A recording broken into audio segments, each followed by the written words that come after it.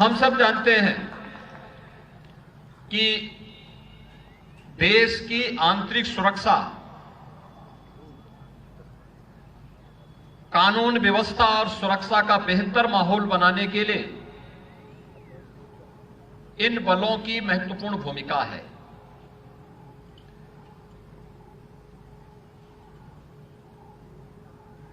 Public perception तय करने में हमारे पुलिस बल की एक बड़ी भूमिका होती है और जब भी हमारी फोर्स, चाहे वह सिविल पुलिस हो, केंद्रीय पुलिस बल हो, सुरक्षा के इस बेहतरीन माहौल को बनाए रखने के लिए उन्हें जिन परिस्थितियों का सामना करना पड़ता है वह उतने ही चुनौतीपूर्ण भी होता है, संवेदनशील भी होता है। एक तरफ असामाजिक और अराष्ट्रीय तत्वों के साथ ही आपराधिक गिरोहों का सामना उन्हें करना पड़ता है, जिसमें उनके जीवन का एक ही संकल्प होता है कि हमें हर हाल में एक कॉमन मैन के मन में विश्वास बनाए रखना है, शासन का विश्वास बनाए रखना है। तो दूसरी ओर एक कॉमन मैन भी अपनी सामान्य समस्या को लेकर के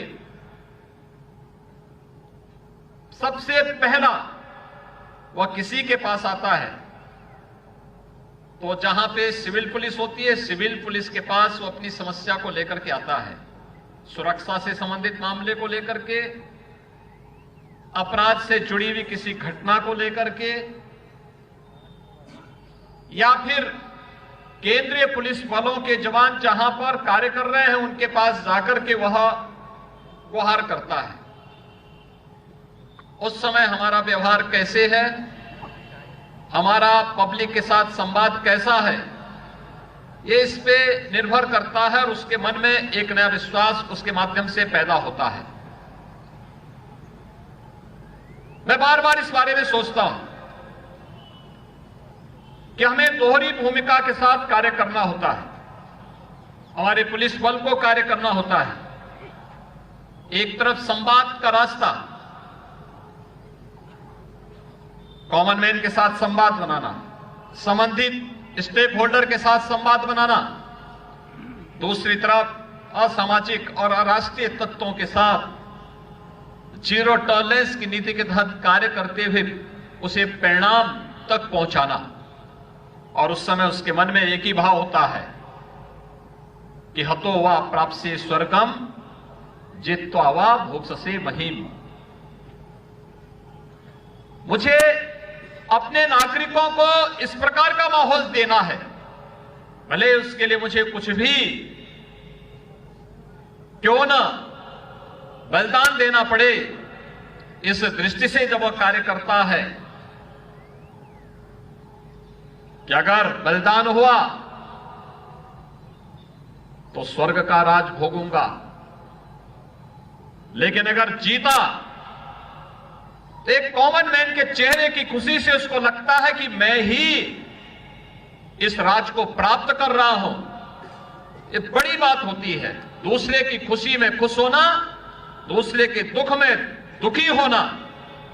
और इस भाव के साथ जब पुलिस बलों के जवान कार्य करते हैं तो स्वाभाविक रूप से वह उस राज्य के या उस बल के परसेप्शन को बदलने में बड़ी भूमिका का निर्वहन करते हैं।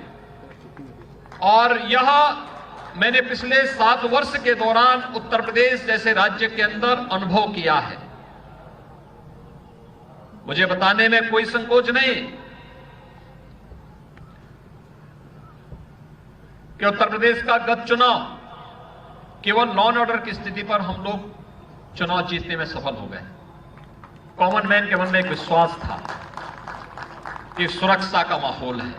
मुझे प्रसन्नता है, उत्तर प्रदेश में इस प्रकार की अनेक प्रतियोगिताओं का आयोजन हो चुका है और ऐसे तमाम समिट उत्तर प्रदेश में पूर्व में हो चुके हैं। जुलाई 19 में 62वें Akhil Bharatiya police duty meet का आयोजन उत्तर प्रदेश के पुलिस को करने का अवसर प्राप्त हुआ था और नवंबर 21 में अखिल भारतीय पुलिस महानिरीक्षक सम्मेलन भी प्रदेश की राजधानी लखनऊ में हुआ था, जिसमें आदरणीय प्रधानमंत्री जी और माननीय गृह मंत्री जी ने प्रतिभाग किया था। सशस्त्र सीमा बल द्वारा मार्च 23 में Akhil Bharatiya police athletics cluster championship का आयोजन भी यही लखनऊ में आयोजित हुआ था।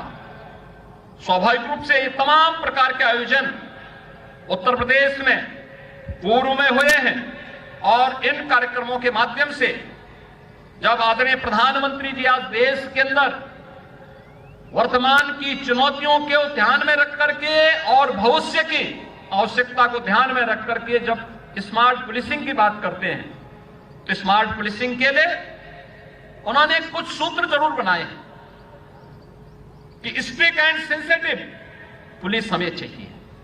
जो मैंने पहले भी कहा, अपराधी के लिए हम जीरो टॉलरेंस होंगे, लेकिन एक कॉमन मैन के लिए उतने ही संवेदनशील भी होंगे। Modern and mobile, alert and accountable हमारी पुलिस फोर्स को होना पड़ेगा। रिलायबल एंड रिस्पॉन्सिबल, टेक्नो सेवी एंड ट्रेन पुलिस फोर्स आज की आवश्यकता का हिस्सा है और यह न केवल सिविल पुलिस को बल्कि केंद्रीय बलों को भी जब इस व्यवस्था के साथ जुड़ पाएंगे तो वर्तमान की चुनौतियों का सामना सफलतापूर्वक करने में हमें सफलता प्राप्त होगी।